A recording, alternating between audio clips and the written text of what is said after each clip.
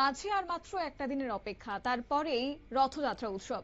আর এই রথযাত্রার মহোৎসবকে সামনে রেখে এখন জোর কদমে চলছে প্রস্তুতি। বিশেষ করে রাজধানী আগরতলার জগন্নাথজিউ মন্দিরে জোর কদমে চলছে প্রস্তুতি। মন্দিরকে সাজিয়ে তোলা হচ্ছে, মন্দির চত্বরে চলছে পরিষ্কার পরিচ্ছন্নতা, রথকে সাজিয়ে তোলা হচ্ছে এবং চলছে শেষ মুহূর্তের প্রস্তুতি, শেষ তুলির টান, যাতে করে উৎসবের দিন ভক্তদের নতুন রূপে ধরা দেয় ঐতিহ্যবাহী এই রথ। তার পাশাপাশি দর্শনার্থীরা যারা আসবেন তাদের নিরাপত্তার কথা মাথায় রেখে এবং তারা যেন নির্বিঘ্নে দর্শন করতে পারেন, সেই সমস্ত বিষয়ের কথা মাথায় রেখে কিন্তু এখন শেষ মুহূর্তে প্রস্তুতি চলছে। তার এই প্রসঙ্গে কি জানিয়েছেন মন্দির কর্তৃপক্ষ, শুনুন। হ্যাঁ, আমাদের দুটি বার্তা।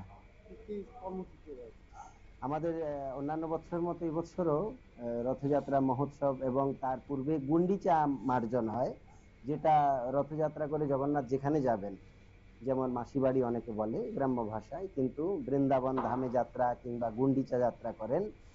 নবদিবস নবযাত্রা, তো 9 দিন ধরে যেই মন্দিরে থাকা হয় সেই মন্দিরটিকে মার্জনা করা হয়। যদিও মার্জনা থাকে, তারপরে এটি ভক্তদের একটা যে স্বচ্ছ ভারত বলে যেটা বর্তমান চলছে, এটারই একটা মূল যে বিষয় স্বচ্ছতা।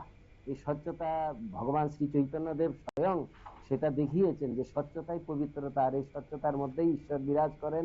আর এই স্বচ্ছতা যে যতটা স্বচ্ছতা করবে, তার হৃদয় মন্দির ততটা স্বচ্ছ হবে, পবিত্র হবে। চৈতন্য মহাপ্রভু এটা দেখিয়েছেন গুন্ডিচা মার্জন। সেজন্য আমাদের একটি পর্ব রয়েছে রথযাত্রার আগের দিন, গুন্ডিচা মার্জন যাত্রা, যেটা 15ই জুলাই সকাল 7টায় শুরু হবে, গুন্ডিচা মার্জন।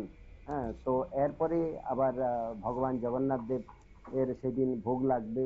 হ্যাঁ, তিনি তো দর্শন দিচ্ছেন না অনবসর। তারপর বিকেল বেলা নেত্র উৎসব, জগন্নাথ দেবের রথের আগের দিন যেটা হয় 15 জুলাই বিকেল বেলা নেত্র উৎসব, যেটাকে নব যৌবন উৎসব বলা হয়। কেন? ভগবান এতদিন অসুস্থ ছিলেন, সুস্থ হলেন ভক্তগণের সেবা দ্বারা, এবং তিনি সুস্থ হয়ে অর্থাৎ আষাঢ় মাসের শুক্লপক্ষের দ্বিতীয়া তিথিতে মহাপ্রভু জগন্নাথ দাদা বলরাম এবং বোন সুভদ্রাকে সঙ্গে নিয়ে রথে চড়ে মাসির বাড়ির উদ্দেশ্যে যাত্রা করবেন। আর এই যাত্রাকে বলা হয়ে থাকে রথযাত্রা। ধর্মীয় ঐতিহ্য এবং বিশ্বাসকে পাথেয় করে প্রতি বছরের ন্যায় এই বছরও আগামী 16ই জুলাই অনুষ্ঠিত হতে যাচ্ছে রথযাত্রা উৎসব। এবং তাকে কেন্দ্র করে একদিকে যেমন ভক্তদের মধ্যে উৎসাহ লক্ষ্য করা যাচ্ছে, ঠিক তার অন্যদিকে মন্দির প্রাঙ্গণেও চলছে মন্দির কর্তৃপক্ষের চরম ব্যস্ততা। নিয়ে নিচ্ছে ছোট্ট একটি বিজ্ঞাপন বিরতি, সঙ্গে থাকুন।